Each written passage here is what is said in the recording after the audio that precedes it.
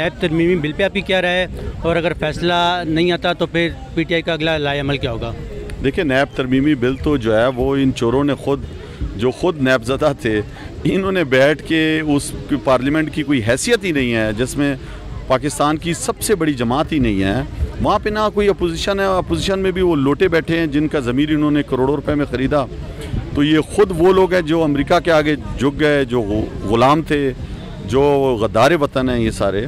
तो ये बैठ के इन्होंने जो है वो, मैं समझता हूँ कि पाकिस्तान को शर्मिंदा किया है, हम सबको, कि अपनी चोरियाँ तो बचा रहे हैं और आवाम पे महंगाई के बोझ डालते जा रहे हैं। आवाम को कह रहे हैं कप चाय नहीं पियो जी, ये बचत है।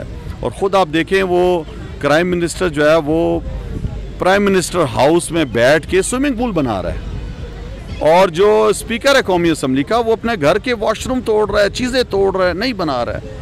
उसको इन चीज़ों की फ़िक्र है। अवाम को खाने पीने का मसला बना हुआ है, पेट्रोल इतना महंगा हो गया है, बिजली महंगी हो गई है, लोड शेडिंग हो रही है, महंगी कर दी है। अवाम के पास तो कोई रिलीफ नहीं है। इमरान खान ने तो एक दीवार बना हुआ था महंगाई और अवाम के दरमियान में। पेट्रोल सस्ता लेने रशिया जा रहे थे, इन्होंने तो ग़ुलामी में वहाँ से भी पेट्रोल नहीं लेना। तो ये तो अब जो IMF की शराइत हैं, ख़ुद अभी नई डील कर रहे हैं और उसमें बेतहाशा टैक्सेस लगा रहे हैं। तो ये पाकिस्तान को मैं समझता हूँ एक ऐसी अंधेरे की तरफ लेकर जा रहे हैं जिससे बड़ी मुश्किलों से 3.5 साल से हमने निकाला था। देखिए, 3.5 साल में 6% GDP ऊपर लेकर गए हम। पाकिस्तान की तारीख़ का सबसे ज़्यादा टैक्स हमने इकट्ठा किया। पाकिस्तान की तारीख़ का सबसे ज़्यादा एग्रीकल्चर में ग्रोथ हमारे दौर में आई, एक्सपोर्ट में ग्रोथ हमारे दौर में आई, प्राइवेट सेक्टर में ग्रोथ हमारे दौर में आई। पाकिस्तान की सबसे ज़्यादा नौकरियां हमने दी। पाकिस्तान की तारीख़ का सबसे ज़्यादा सीमेंट हमारे दौर में बिका, मोटरसाइकिलें हमारे दौर में बिकी, ट्रैक्टर हमारे दौर में बिके। पाकिस्तान की तारीख़ का आप देख रहे हैं सबसे ज़्यादा ज़र मुबादला हमारे दौर में आया जो ओवरसीज़ पाकिस्तानियों ने दिया। तो हमने तो मईशत को मजबूत किया। हमने आपके सामने जो है वो एहसास प्रोग्राम के ज़रिए कामयाब नौजवान प्रोग्राम हो गया, हमने लंगर खाने खोले, हमने जो है वो गरीब आवाम का सोचा, हमने जो है वो तालीम के अंदर नौजवानों को बिला सूद कर्ज़े दिए, हमने हाउसिंग के लिए कर्ज़े दिए। इन्होंने तो सब कुछ आके रोक दिया। हमने हेल्थ कार्ड दिया, 10 लाख रुपए का हेल्थ कार्ड हर पाकिस्तानी को, पंजाब में, खैबर पख्तूनख्वा में, गिलगित बल्तिस्तान, कश्मीर, बलूचिस्तान, आपका इस्लामाबाद के एरिया, इन्होंने सब ख़त्म कर दिया। फाटा में ख़त्म कर दिया इन्होंने।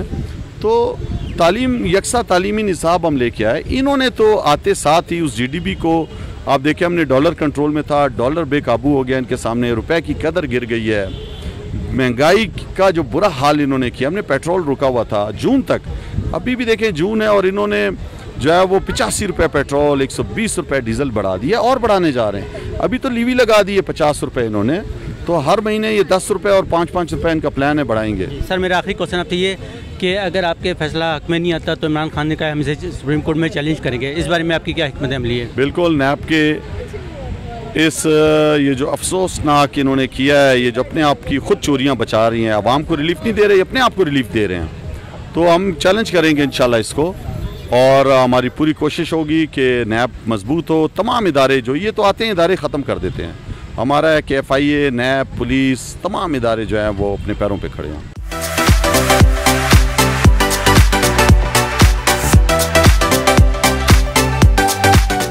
देखिए जी, तजर्बाकारी उनकी है लूट खसूट में, करप्शन में, NROs में, और पाकिस्तान को कमज़ोर करने में, इक़्तिसादी बदहाली में, आवाम को गरीब रखने में, आवाम को रोटियों के लाले डालने में, इंडस्ट्री बंद करने में, करंट अकाउंट डेफिसिट तोहफे में देने में, पाकिस्तान में इंपोर्ट ज़्यादा करके और डॉलर की कीमत बढ़ाने में। तो उसमें तो वो बहुत अच्छा काम कर रहे हैं। बेड़ा गर्क कर लिया उन्होंने 2 महीने में।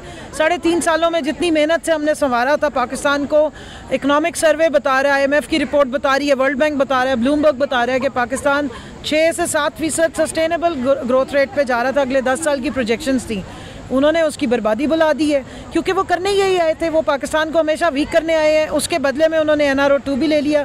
साजिश का वो हिस्सा बने हैं। अमरीकी, इसराइली, इंडियन कठपुतलियाँ देख लें। कश्मीर पे सौदा करके कह रहे हैं कि तजारत खोल दो।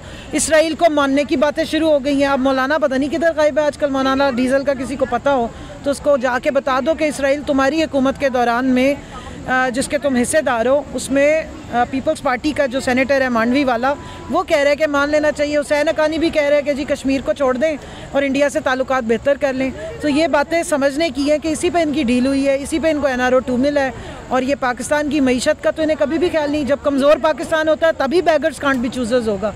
तो उसने तो आने से पहले प्राइम मिनिस्टर ने अपना बता दिया था कि लाएअमल क्या है। वो चाहते ही नहीं कि पाकिस्तान खुददार हो, उनको चाहते ही नहीं कि इक्तिसादी हम इंडिपेंडेंस हो, क्योंकि अगर इकनॉमिक आप प्रॉस्पेरिटी होगी, इकनॉमिक इंडिपेंडेंस होगी, तो फिर बैगर्स तो चूज़र नहीं रहते ना। फिर तो आप कहते हैं एब्सोल्युटली नॉट।